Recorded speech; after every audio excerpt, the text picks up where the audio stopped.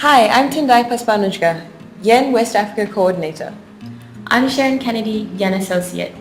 Welcome to the Youth Employment Network's presentation of the Youth to Youth Fund. We'd like to share with you why we run this program, how it works, what successes and challenges we've had so far, as well as our plans for the future. So why do we do this? Africa has a young and rapidly growing population with over 200 million people aged between 15 and 24. Consequently, one of Africa's biggest challenges and opportunities is capitalizing on the potential of its youth. Currently, much of this potential is wasted. While the unemployment ratio is fairly low, just under 12%, this figure is misleading and does not give the full picture. In many countries, young people cannot afford to not work, so they are often underemployed or forced to accept jobs that are not decent. What are some of the biggest obstacles to youth finding decent and sustainable employment? According to the Economic Commission for Africa, the low quality of education and the failure to orient curricula to the needs of the private sector have contributed to a skills mismatch in sub-Saharan Africa. Consequently, a rapidly growing informal sector has become the sponge that provides job avenues to all categories of youth labor, including skilled workers. Another core issue is that there are simply not enough jobs being created to absorb the hundreds of thousands of youth who join the labor force every year. Since there are too few jobs, people are pushed to become necessity entrepreneurs. For lack of a better business idea, they operate in saturated markets where they earn meager profits. Every 1% increase in the youth bulge increases the likelihood of conflict in a country by 7%. Desperation often leads inactive young people to fall prey to warlords and criminal gangs, and they are more easily manipulated for political gain. While many programs are in place to combat youth employment, the bad news is that a substantial number of projects are not effective. According to the Youth Employment Inventory, only 60% of youth employment programs appeared to yield positive impacts, and this falls to 33 to 44% when cost effectiveness is taken into account. Training programs are not getting youth into employment. The skills youth are gaining are not necessarily those demanded by the market. So youth sometimes do one training after another, and they end up with various skills but no employment. Most projects treat youth as passive recipients and not as active participants who can add value in tackling the youth employment challenge. Youth often feel that their voice is not being heard in a meaningful way.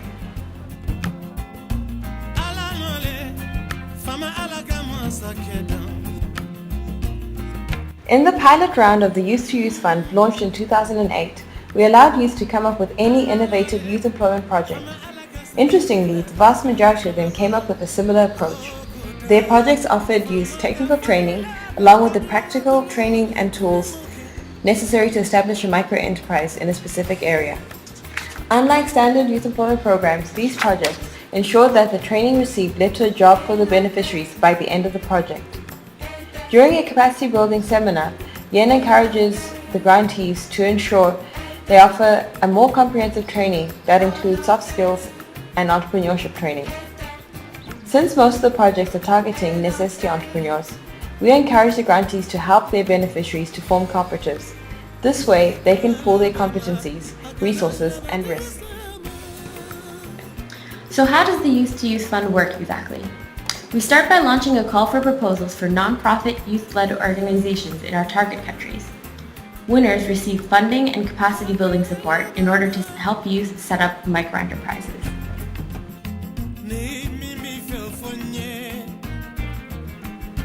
While the funding allows youth-led organizations to test their innovative ideas on helping youth start their own businesses, the capacity building support helps them continue their activities after their year as a grantee is over.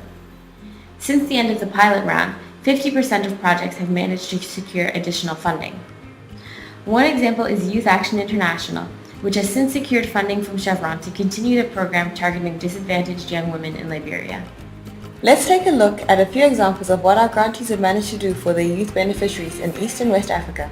In West Africa, the grant scheme is run in cooperation with UNIDO. The pilot focused on Sierra Leone, Liberia, Guinea, and Cote d'Ivoire, and subsequent rounds have been run in Guinea and Sierra Leone. The Mesa Partnership Trust will create a small cartridge recycling cooperative in Freetown, providing 25 youth with jobs. Can you tell us us a little bit about your project, how you came about the idea, just the whole project idea. Okay, first of all, my project is cartridge refill. What we're going to do is to be refilling empty cartridges.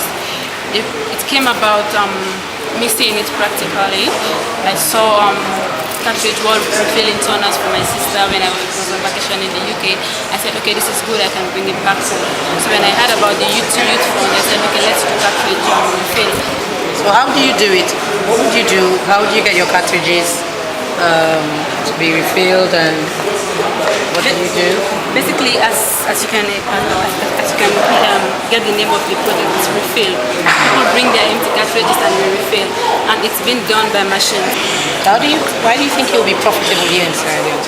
Because here, for example, the toner, you can buy the new one for like $102, which is about 450,000, around that. And we're going to sell it for $40. And if we look at what we're going to spend and what we're going to sell, it's really profitable. And not only profitable, but we're going to help the environment also, because one of my agenda is climate change. And doing refilling helps stop the issue of climate change, meaning recycling the same old cartridges.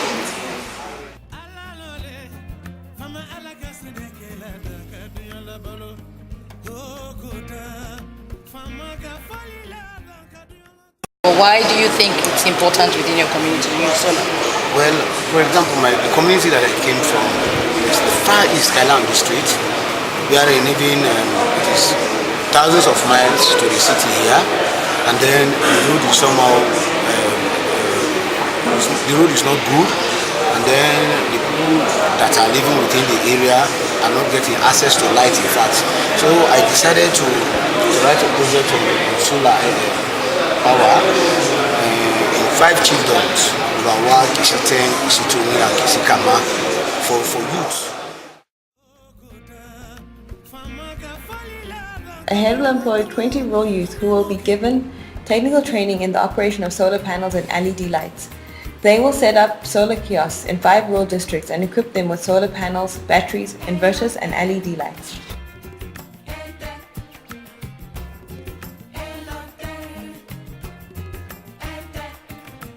SOS Miskin in Guinea is helping youth turn trash to cash by recycling plastic waste and selling it to the plastic manufacturing industry. They have managed to create 15 permanent jobs and pay over 2,000 independent collectors. In East Africa, the Youth to Youth Fund is supporting projects in Kenya, Uganda, and Tanzania. In the Mtwara region of Tanzania, fish dumping is a common environmental problem. 60 youth with low levels of education will be targeted for this project. They will collect the small crabs that have been dumped, then breed and feed them until they reach market weight. The youth will then form their own crab fattening businesses. In Uganda, a local NGO called Soven will set up a social enterprise led by rural young women to manufacture and distribute affordable, high-quality, and environmentally friendly sanitary pads in underserved villages of the Mpigi district. The pads have a core of pulp made from banana trees, and the 30 women trained in the program will form groups and take out a microloan to buy the machine to manufacture the pads. In addition to providing an income to the entrepreneurs, the women who use the pads will be able to miss less days of school or work. Here are a few of the key lessons we learned. Yana and Unido's close support and guidance throughout the project implementation and monitoring phase was crucial to the success of projects. This has been further strengthened by increasing local staff. In the pilot round, we realized that the entrepreneurs were more likely to be successful by being given in-kind support as opposed to cash, as was recently confirmed by a World Bank randomized control study. We also learned that a key success factor was to get the support of local government from an early stage. In some cases, local governments have been able to provide key resources such as access to land. This plays a key role in sustainability. Lastly, we found that the projects would not have taken off without the startup resources provided through the grants. So it is important that we continue to provide the projects with the resources they need to start their businesses. Youth have proved that they can add real value in tackling the youth employment challenge if they're given a chance. Here are some of the reasons we think our approach works. The Youth to Youth Fund is in high demand from the youth. We have received over 580 applications from West Africa and over 800 in East Africa. Here's what some of the youth from Tanzania think about the Youth to Youth Fund. Nafikiri vijana wanatakiwa wao wasikilize wanataka nini, ili wakiletewa mradi waweze kujitoa, kuwa na moyo wa kuweza kufanya kile kitu, sio wao kuwaletea kitu ambacho wewe unakiona kinafaa, ili utekelezaji wake uwe rahisi na uwe wenye manufaa zaidi kwao na jamii inayowazunguka. Kwanza watanufaika kwamba wamepata nyenzo za kufanya kazi ambazo wao kutokana na umaskini wa kipato hawana, labda wanatamani kufanya kitu, wanatamani kufanya ile kitu lakini hawana uwezo. Kwa hiyo youth ndio wawezesha wao kupata malighafi. Ndio. The project is also popular amongst donors and has received over 3 million in support of the first phase.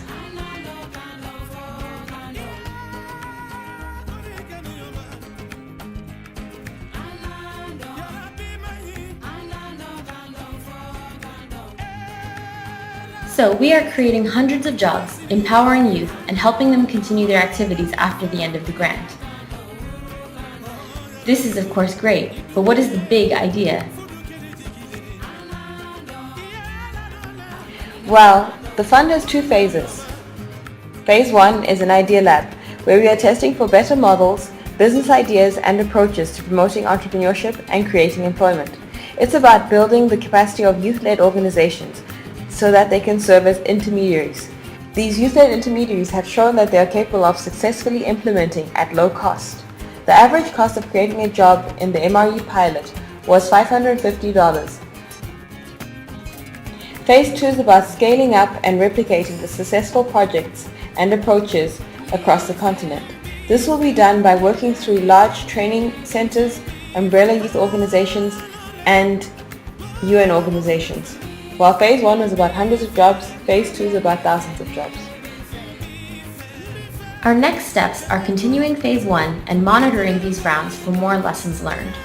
Furthermore, we are preparing for Phase 2 by mobilizing resources to expand and replicate our successes.